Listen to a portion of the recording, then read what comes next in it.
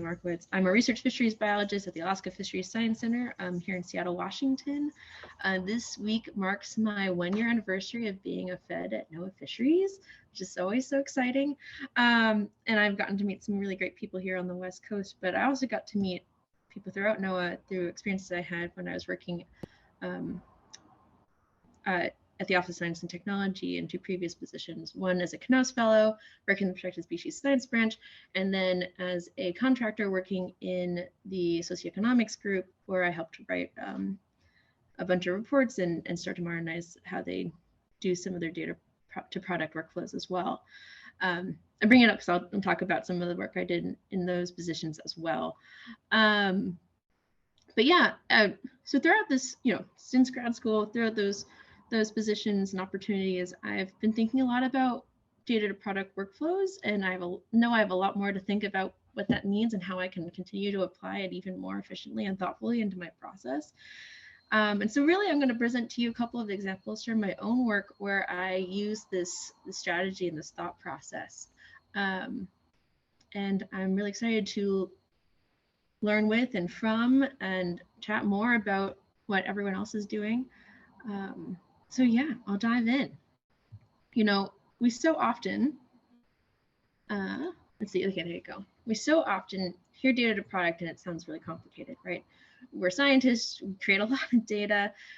You don't simply move. We think it's so hard to move from the data to final product, and it can seem really wrought with sometimes politics, but even just being a complicated thing to do. And I'm actually going to suggest that when you have the proper tools and you institute a strategy, it can actually be a really swift process. And I love this graphic by Alison Horst,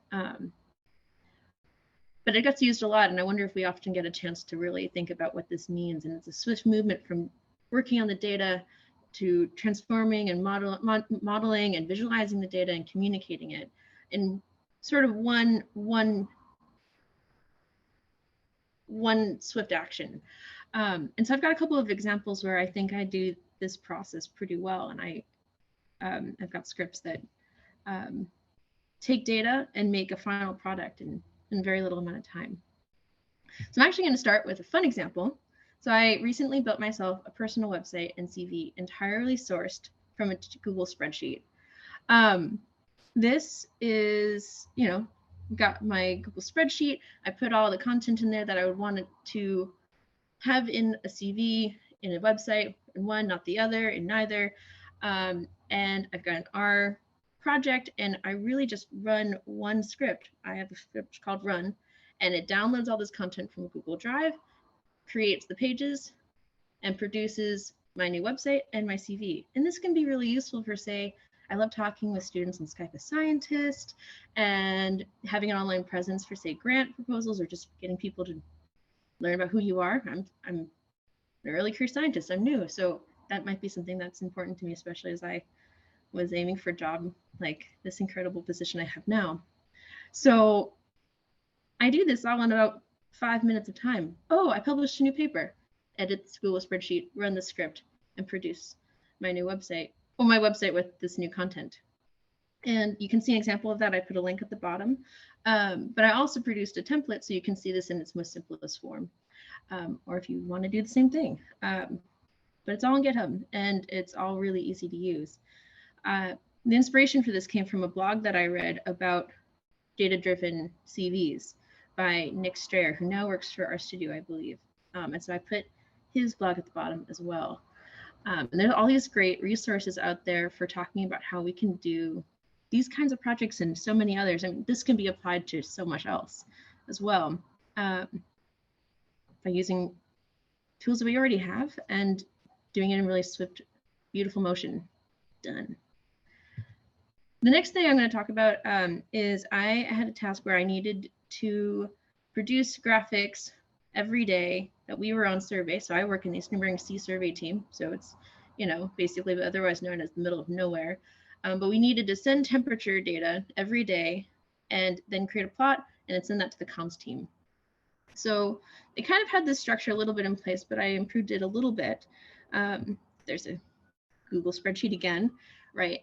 Every day, for each station that is done, there is a value put in for the datum temperature, the date that it was done, or the date that they thought they were going to do. This is important too, not just because bottom temperature is an important topic, but because part of the agreement in doing the survey is that we tell Native communities in Alaska where we're going to be, when we think we're going to be there, and they can actually see our progress through the area. So we put this data into the Google spreadsheet, and then what I did is I wrote this I created these R scripts, and I ran them through a task scheduler every day at 9 a.m. That produced images that were then made available to the comms team and were posted on the website by noon every day. And what was beautiful about this is that I clearly was not able to do this from the middle of nowhere at Bering Sea. I ran this on a virtual machine, and it ran basically like clockwork. I had someone on land just checking in on it, but really it worked pretty successfully. And if the person on land had to spend, say 15 minutes a day opening the script, running it, emailing the comms team, sending them the graphic, and then they had to make a GIF. Part of it was that we also made a static image and a GIF. I saved everyone that amount of time times 3 months worth of survey work, including weekends. They no longer had to do that, right? It was all done for them through this process that took probably a few minutes of no one checking it and it just automatically running. So yeah, this is a pretty cool idea, and it's actually not a complicated script, but there are some cool nuanced things about it that make it a very easy data to product workflow. In the span of 18 hours from the end of the survey day to noon the next day, you had a final product on the AFSC website describing where we were and where we're going to be. The next tool I'm going to talk about is I had to develop a tool that anyone could use and to calculate the hearing threshold shifts in marine mammals. This is when I was a Knauss Fellow back in Office of Science and Technology. And what they had at the time was this Excel spreadsheet, which was, needless to say, extremely cumbersome, easy to get wrong. There were a lot of tabs, a lot of colors, a lot of places you could put content in, numbers for calculations that weren't the right place to put them in. You could misinterpret it. There are multiple calculations per page, per even area of the page. Needless to say, it was kind of a mess. The person who built it, I mean, it was a huge endeavor on their part, but they were also super done with it, as you can imagine. But also, it's a really important tool. This is a tool that they said that they were going to put out and had to put out. So not having it wasn't an option. So they came to me and they're like, hey, I think that you could make an R Shiny app that would make this process a lot easier. And I was like, 100%. So I developed this R Shiny app, and the benefits here are that it's intuitive and it limits user error, right? Because you have only the cells that you need, the product, the output that you are asking for. It saves time because people at the Office of Effective Resources aren't checking the work in the Excel spreadsheet to see if you did it right. There's confidence in the values that are coming out. Also, it's way easier to look at and way more intuitive to follow all the steps. But also, at the end of the day, it produces a mutually helpful output. So you can see at the bottom, I've got this area where it says generate report or generate Excel file.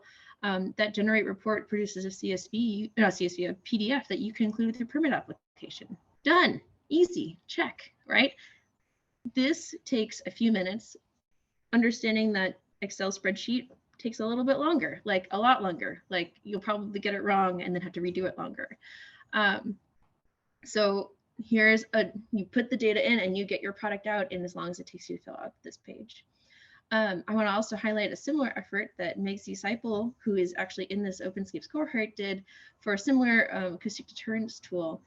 And so while there is an effort to get these rolling and used by the public and by managers and everyone in between, I think that there is a lot more we could do with products like this. So that kind of brings me to this next slide. I think, there are so many great ways that we can use these ideas in a lot of different projects that are happening across NOAA.